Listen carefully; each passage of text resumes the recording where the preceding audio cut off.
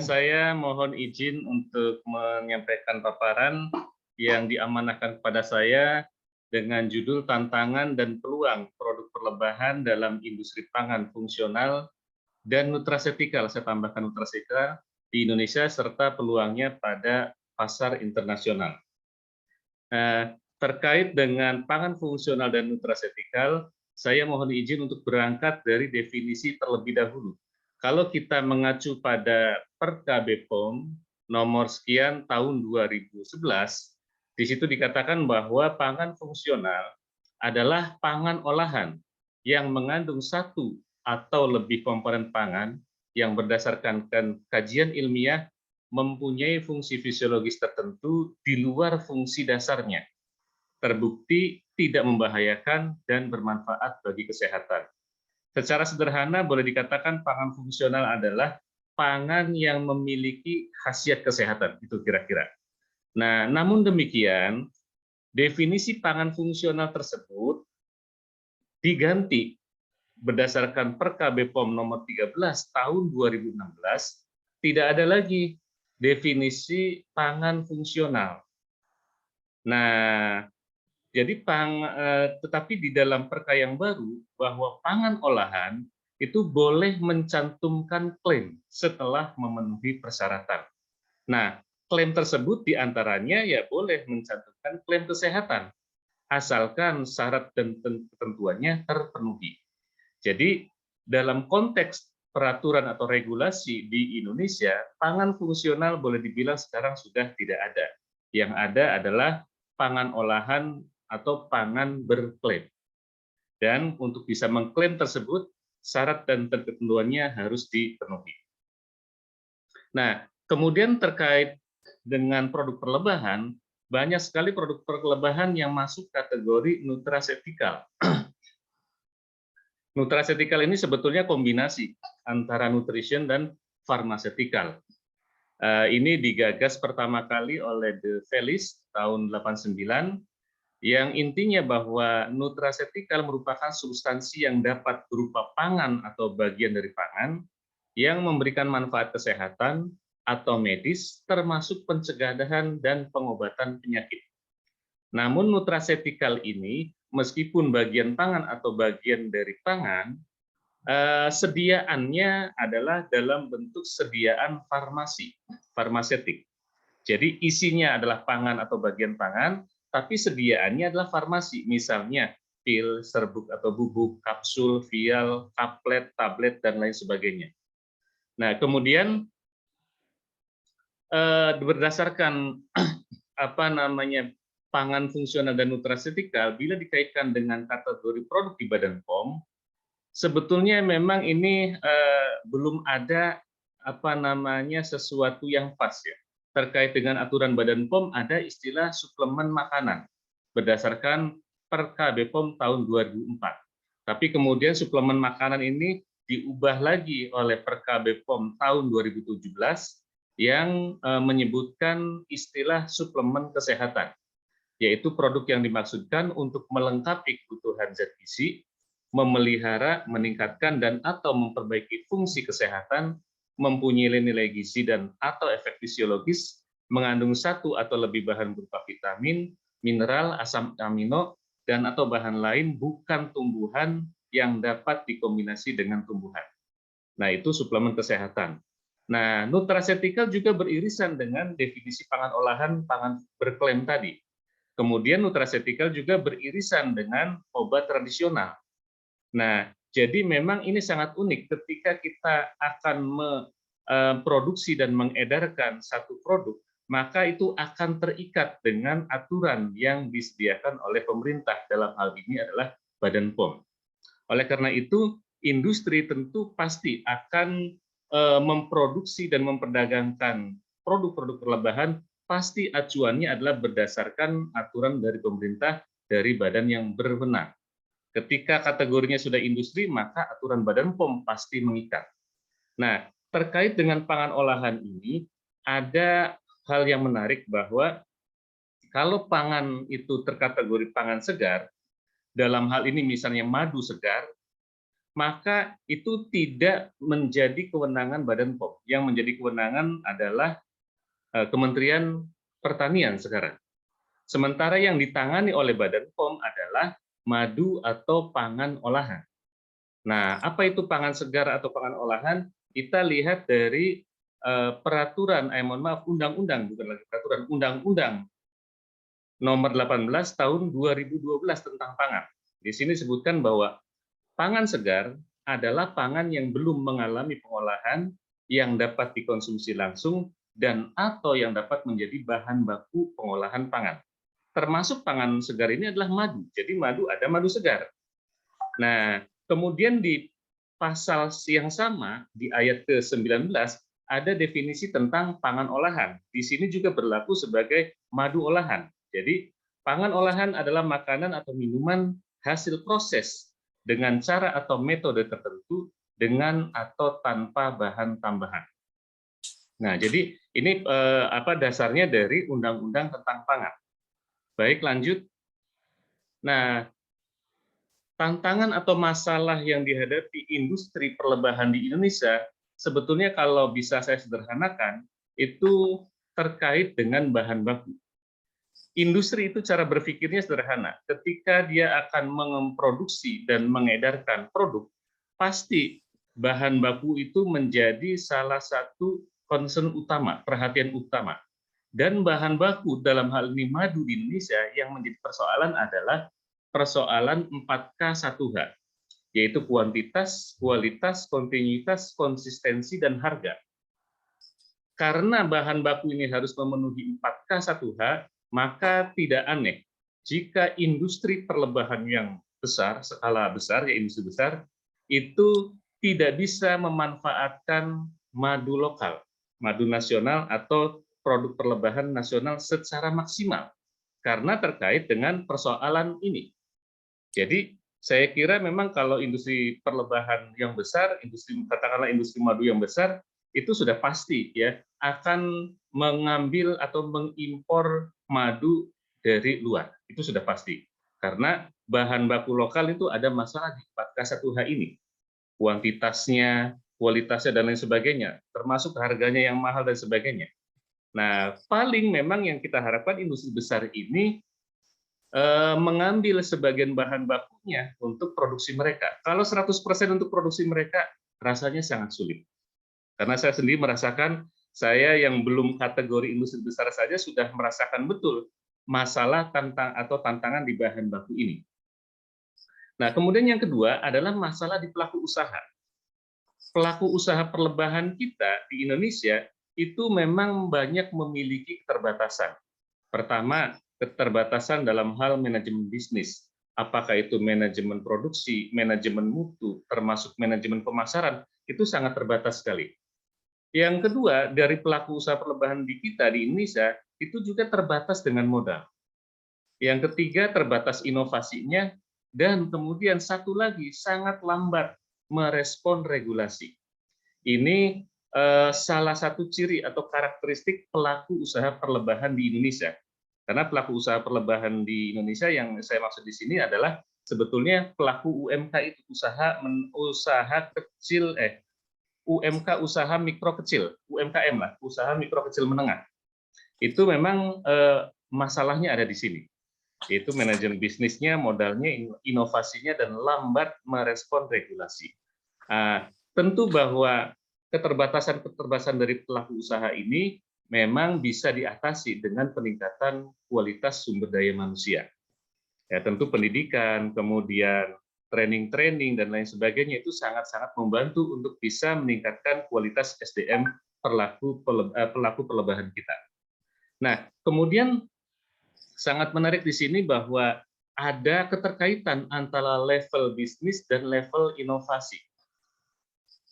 Kalau saya perhatikan pelaku perlebahan di Indonesia ini kan sangat-sangat bervariasi.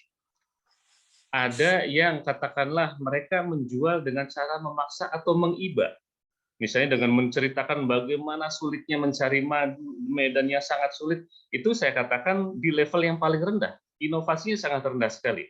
Mereka mengandalkan penjualan dengan cara memaksa atau mengiba. Kemudian di level yang lebih tinggi, mereka bisa menjual dengan cara menawarkan keunggulan produknya. Jadi keluh kesahnya itu udah disimpan, udah. Ya. Tapi keunggulan produknya kemudian yang disampaikan pada pasar untuk kemudian menggugah rasa penasaran pasar, menggugah minat pasar untuk membeli. Nah, lebih tinggi lagi adalah pelaku yang menjual dengan membangkitkan kebutuhan pelanggan.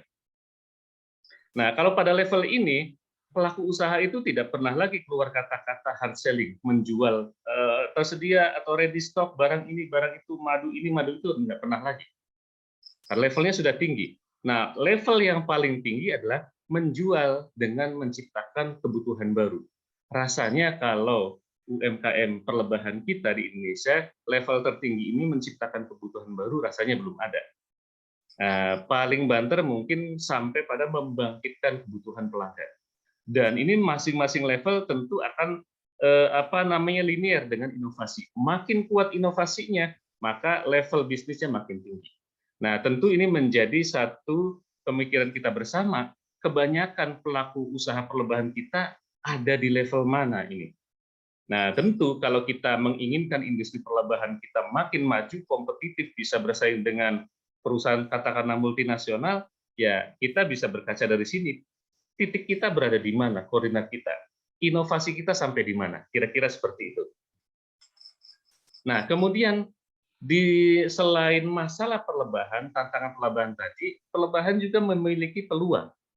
Jadi kita semua tahu bahwa produk perlebahan ini, ya kalau saya bilang bahwa kita produk perlebahan memiliki satu produk yang disebut dengan produk abadi di dalam dunia bisnis.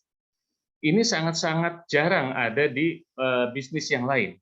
Dan harusnya kita bersyukur, karena madu merupakan produk abadi di dalam bisnis.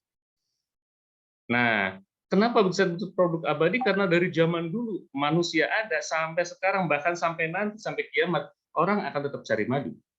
Nah, kenapa madu ini sebagai produk abadi? Karena pertama memang madu ini sudah tercantum di dalam kitab suci. Bagi yang muslim di dalam Al-Quran sudah jelas ada.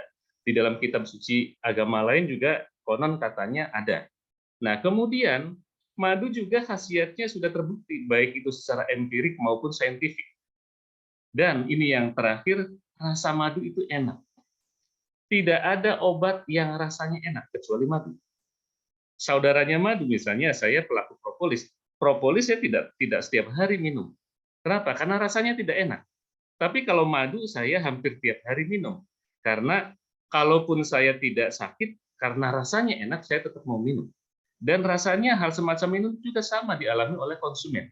Itulah yang menjadikan kenapa madu kita bisa sebut sebagai produk abadi, dan ini menjadi peluang yang harus kita manfaatkan oleh pegiat perlebahan.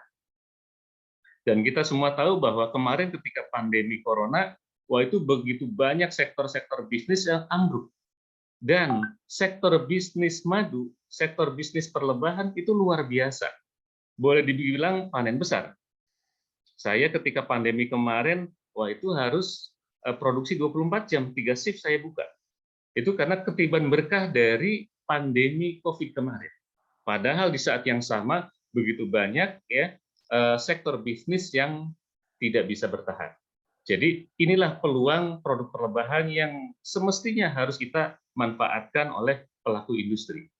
Nah, kemudian yang menarik juga bahwa berdasarkan data konsumen ya terhadap produk pangan fungsional, ini yang paling menarik bahwa konsumen kita itu sangat perhatian dengan imunitas.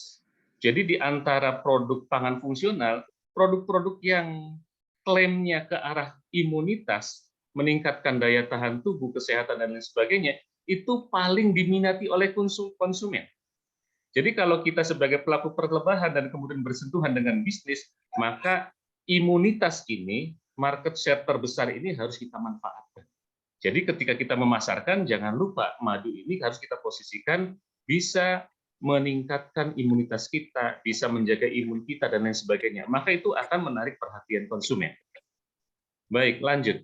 Nah, terkait dengan pasar nutraceutical, ternyata kita lihat ya di sini trennya dari tahun 2017 sampai sekarang 2022 terus meningkat.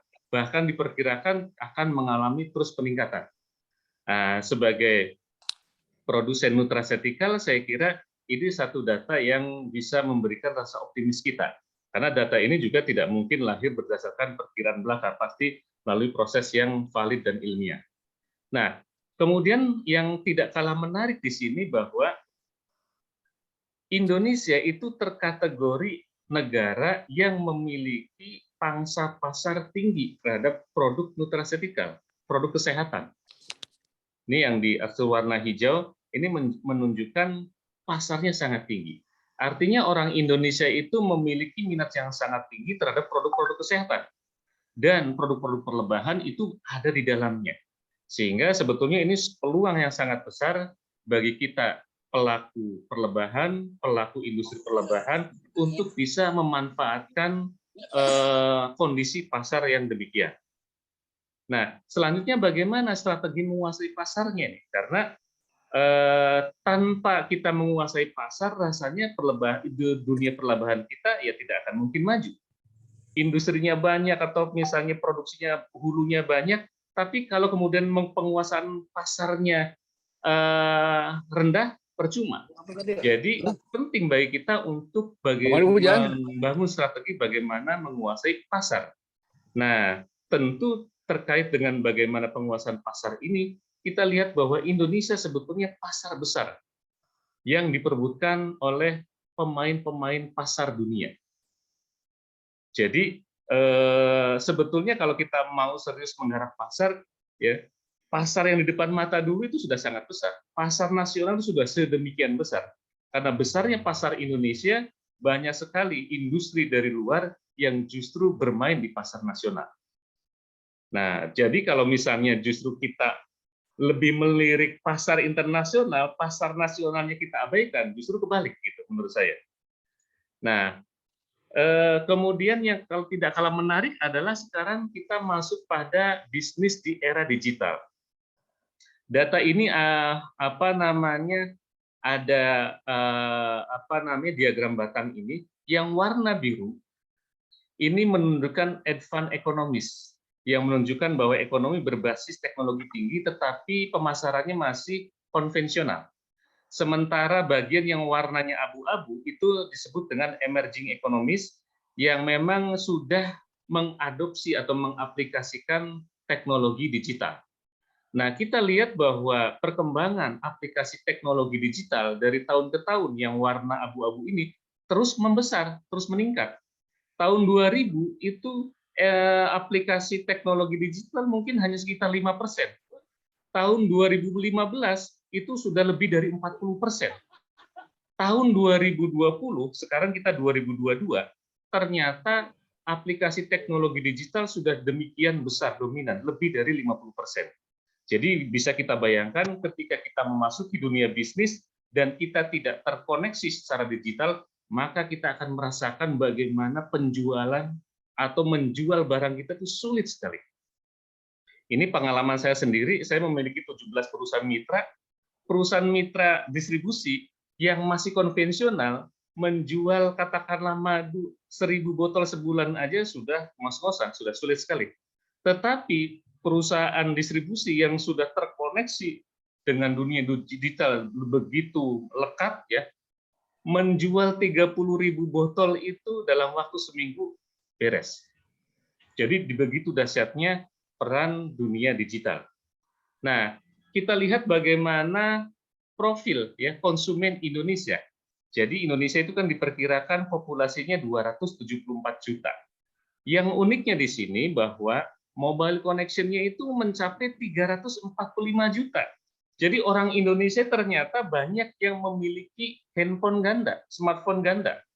Nah, jangan-jangan di sini juga Pak Didik misalnya punya handphone 2, atau mungkin Pak Kuntadi punya 2 gitu.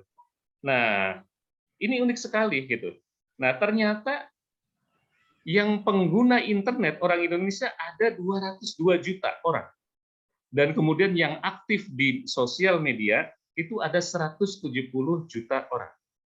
Artinya apa? Bahwa konsumen Indonesia itu sudah sedemikian lekat menyatu membudaya ya bahwa dunia digital, smartphone itu sudah menjadi bagian hidupnya.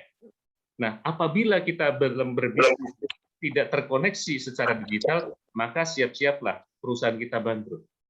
Nah, kemudian yang tidak kalah menarik, saya coba memetakan ini perilaku belanja konsumen secara konvensional versus digital. Jadi perilaku berbelanja itu diawali dengan perilaku mencari informasi dulu. Setelah mencari informasi, barulah kemudian transaksi. Nah, yang menarik di sini kita lihat dari kuadran 1 dulu. Kuadran 1 ini adalah orang yang mencari informasinya masih konvensional, kemudian transaksinya juga masih konvensional. Nah, mereka yang berada di kuadran 1 adalah kaum kolonial yang berada di pelosok. Jadi orang yang sepuh, tinggalnya di pedesaan, di pegunungan, itu di kuadran 1. Ya, cari informasi masih konvensional, datengin tokonya, nanya ada barang ini dan sebagainya. Pas transaksi juga masih pakai uang konvensional. Nah, memang yang di kuadran 1 ini tidak perlu kita masuk ke dunia digital.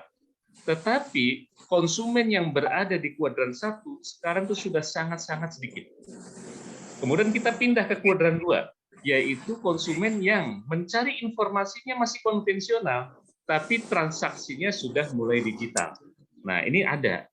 Nah, tentu ketika kita sebagai pelaku usaha, pelaku industri, pelaku bisnis, di sini untuk menggarap kuadran 2 perlu teknologi digital. Begitu juga dengan kuadran 3. Kuadran 3 itu mereka yang mencari informasinya sudah digital, tapi transaksinya masih konvensional. Nah, kemudian ada lagi kuadran 4, yaitu konsumen yang mencari informasinya sudah digital, transaksinya pun sudah digital. Nah, mereka yang berada di kuadran 4 ini adalah mereka dari kalangan milenial yang berada di perkotaan, bahkan sekarang sudah masuk ke pedesaan. Nah, kalau di kuadran 4 ini, maka wajib digital. Tidak terkoneksi digital, siap-siap tidak disentuh oleh mereka.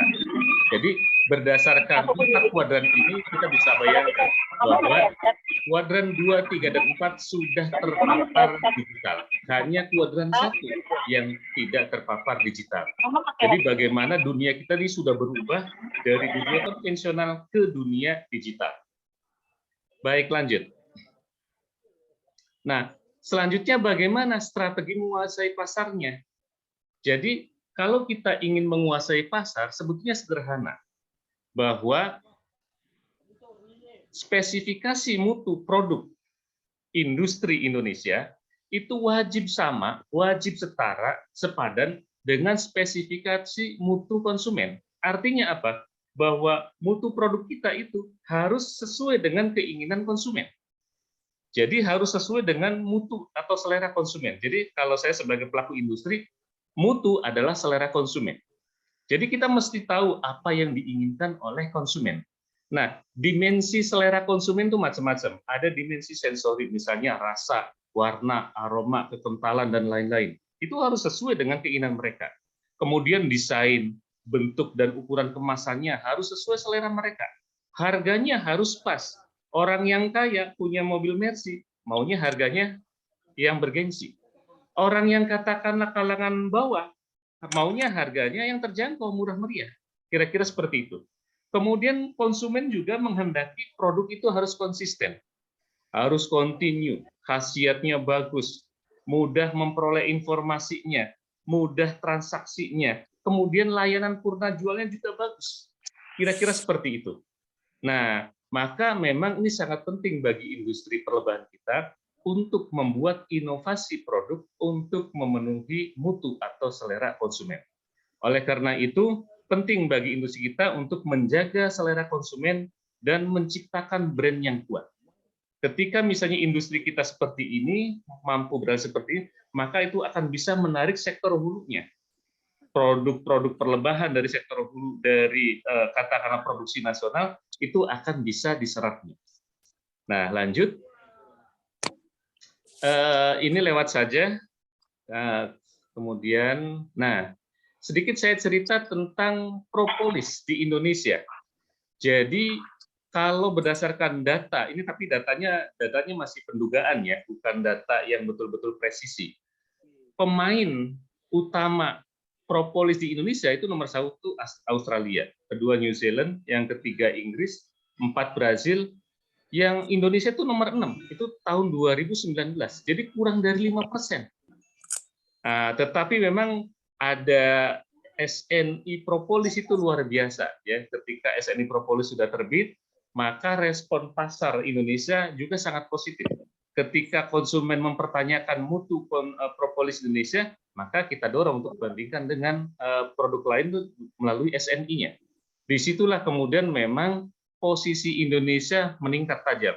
Yang sebelumnya tahun 2019 di posisi 6, di tahun 2020 Indonesia naik peringkat di posisi kedua dengan market share hampir ini bukan more than ya, tapi hampir 25%. Ya. Jadi itu lonjakan yang luar biasa. Peredaran propolis nasional naik signifikan. Nah, tetapi di sini memang untuk propolis ini juga perlu dukungan sektor hulu agar sektor hilirnya itu bisa berkompetisi dengan baik. Jadi tanpa kita didukung oleh sektor hulu, industri kita di sektor hilir agak kerepotan untuk bertarung di pasar. Nah, lanjut. Nah, berikutnya adalah bagaimana strategi pemanfaatan bahan baku dan penguasaan pasar nasional. Kalau saya berpikirnya sangat mudah, bahwa kalau saya gambarkan bahan baku perlebahan nasional itu boleh dibilang tersebar di mana-mana, tercecer, ada yang kecil, ada yang besar, dan sebagainya. Kira seperti gambar di sebelah kiri. Nah, ini bahan baku perlebahan nasional ini perlu diserap dan dimanfaatkan oleh usaha mikro kecil menengah. Dari UMKM ini barulah kemudian kita garap pasar nasional, karena pasar nasional sangat besar. Nah, kemudian bagaimana kalau bahan baku perlebahan ini kita dorong ke usaha besar?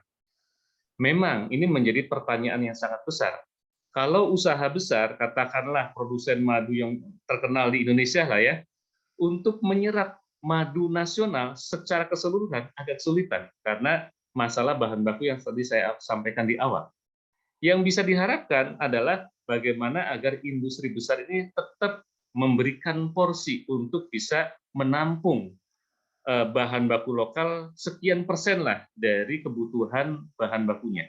Kalau 100% rasanya agak sulit, karena memang bahan baku nasional saya akui banyak sekali kelemahannya.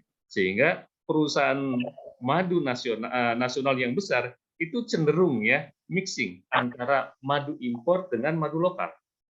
Bahkan mungkin ada yang 100% impor bahan bakunya. Karena masalah bahan baku yang tadi saya sampaikan. Dan sebetulnya mengenai pasar internasional ini kalau bagi saya sendiri tidak perlu dikhawatirkan karena pasar nasional kita itu sangat besar.